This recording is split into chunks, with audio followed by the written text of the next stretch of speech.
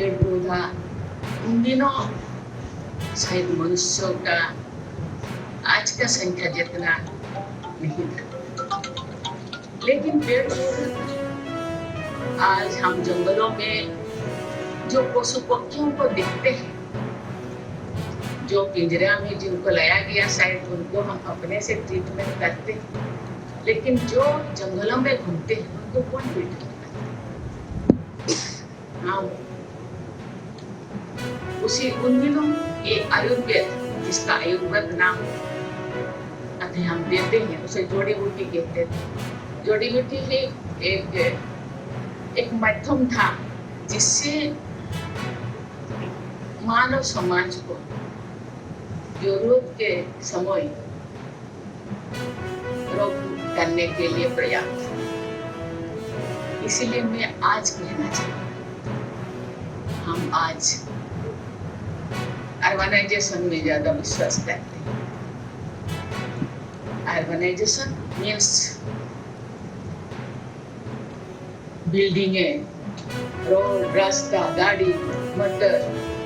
तो अर्बनाइजेशन बहुत अच्छी चीज है, लेकिन आयुर्वेद के लिए जो जरूरत है, आज पेड़ पौधा कितने रहना चाहिए वो है, हम अपने आप को पूछना चाहिए। यदि नहीं है, उसी दिशा में हमको सोचना पड़ेगा, क्योंकि आयुर्वेद एक ऐसी चिकित्सा है जिसका साइड इफेक्ट नहीं, जो गरीब से गरीब लोग उसको खरीद सकते हैं, सेवन कर सकते हैं, उपयोग कर सकते हैं। इसीलिए ये एक माध्यम है जिस माध्यम को हम सबको फॉलो करना चाहिए। ಈ ಭೂಮಿಯನ್ನ ಗಮನದಲ್ಲಿಟ್ಕೊಳ್ಬೇಕು. ಈ ಎಲ್ಲ ಭೂಮಿಯನ್ನ, ಖಾಸಗಿ ಜಮೀನನ್ನ 29/1/2001 ಸರ್ಕಾರದ ಆದೇಶ ಇದು. ನಾನು ಓದ್ತಾ ಇರೋದು ಕರ್ನಾಟಕ ರಾಜ್ಯ ಪತ್ರ, ಅಧಿಕೃತವಾಗಿ ಪ್ರಕಟಿಸಿದಂತ ವಿಶೇಷ ಪತ್ರ. ಈ ಯೋಜನೆಯಲ್ಲಿ ಘೋಷಿಸಲ್ಪಟ್ಟ ಮೇಲ್ಕಂಡ ಗ್ರಾಮದಲ್ಲಿ ಯಾವುದೇ ಪ್ರಾಧಿಕಾರವಾಗಲಿ ಅಥವಾ ಯಾವುದೇ ವ್ಯಕ್ತಿಯಾಗಲಿ ಬೆಂಗಳೂರು ಮಹಾನಗರ ಪ್ರದೇಶ ಅಭಿವೃದ್ಧಿ ಪ್ರಾಧಿಕಾರ ವತಿಯಿಂದ ಪುನರ್ವಸತಿ ಪಡೆಯುವುದೇ, ಪೂರ್ವಾನುಮತಿ ಪಡೆಯದೆ ಯಾವುದೇ ರೀತಿಯಲ್ಲಿ ಅಭಿವೃದ್ಧಿಗೆ ಅನುಮತಿ ಕೊಡತಕ್ಕಂಥಲ್ಲ ಅಂತ ಹೇಳಿ ಇದನ್ನ ರೆಡ್ ಝೋನ್ ಆಗಿ ಅವತ್ತು ಮಾನ್ಯ ಶಿವಕುಮಾರ್ ಇದ್ರ ಅಲ್ಲದೆ ಈ ಭೂಮಿಗಳಲ್ಲಿ ಗ್ರಾಮ ಠಾಣಾ ಪ್ರದೇಶದಲ್ಲಿ ಕೂಡ, ಹಳ್ಳಿಗಳನ್ನು ಕೂಡ, ವಸತಿ ವಾಣಿಜ್ಯ ಆಸ್ತಿಗಳನ್ನು ಕೂಡ ನಗದು ನೀಡುವ ಪರಿಹಾರ ಕೂಡ ಘೋಷಣೆ ಮಾಡಿ, ಆ ಹಳ್ಳಿಗಳ ಮನೆಗಳನ್ನು ಕೂಡ ಯಾರು ಬದುಕನ್ನ ಕಟ್ಟಿಕೊಂಡಿದ್ದಾರೆ, ಯಾರೋ ತಲಕಾಲದಿಂದ ಅಲ್ಲಿದ್ದಾರೆ, ಆ ಮನೆಗಳನ್ನ ಸೇರಿ ಅವನ್ನ ಒಕ್ಕಲೆಬ್ಬಿಸಲಿಕ್ಕೆ ಆದೇಶವನ್ನು ಅವ್ರಿಗೇನೇನು ದುಡ್ಡು ಕೊಡಬೇಕು ಅಂತ ತೀರ್ಮಾನ ಕೂಡ ಮಾಡಿದ್ರು. 600 ಅಡಿ ಮನೆ ಇದ್ರೆ 9,000 ಅಡಿ ಕೊಡಬೇಕು, 600 ಚದರ 9,000 ಇದ್ರೆ 1,200 ಅಡಿ ಕೊಡಬೇಕು. ಸೊ ಹಂಗಂತೇಳಿ ಅವ್ರದೇ ಆದಂತ ವಿವರಗಳನ್ನು ಕೊಟ್ಟು 2,400 ಅಡಿ ಮೇಲಿರುವಂತಹ ನಿವೇಶನ ಮನೆ ಇದ್ರೆ ಅವರು 3,000 ಕೊಡ್ಬೋದು ಅಂತ ಹೇಳಿ ಅವರೇ ತೀರ್ಮಾನ ಕೂಡ ಮಾಡಿದ್ರು.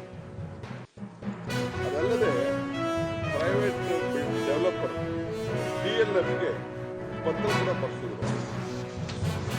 ಏನು ನೀವು ಜಾಗ ಇದೆ, ನೀವು ಬನ್ನಿ, ರಿಯಲ್ ಎಸ್ಟೇಟ್ ಅಂತ ಹೇಳ್ತಾರಲ್ಲ ನಮ್ಮಣ್ಣ, ಜಾಗತಿಕ ಟೆಂಡರ್ ಕರೆದು ಆ DLF ಅವ್ರ ಹತ್ರ ದುಡ್ಡು ಕೂಡ ಕಟ್ಸ್ಕೊಂಡು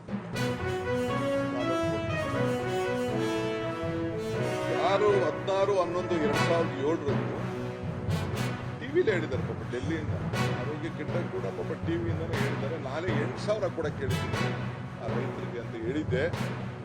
ಡೆವಲಪ್ಡ್ ಏರಿಯಾದಲ್ಲಿ 8,000 ಅಡಿ ಕೂಡ ಕೇಳಿದ್ದೀನಿ ಅಂತ ಅಂದ್ಬಿಟ್ಟು ಪಾಪ ಟಿವಿಲೂ ನಾನು ಆಗ ರೈತರಿಗೆ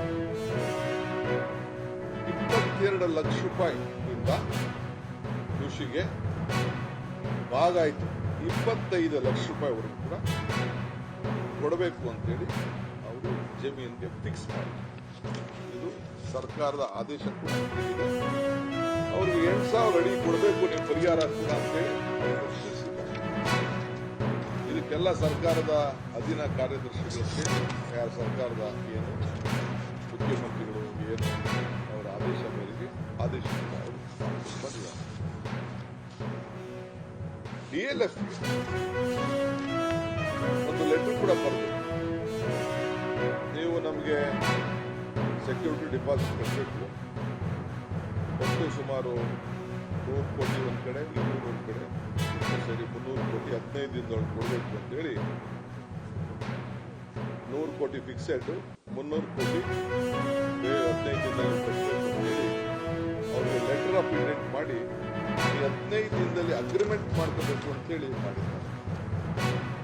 ನಾನು ಮಾಡೋಣ ಇಲ್ಲಿ ಬಂದೆ.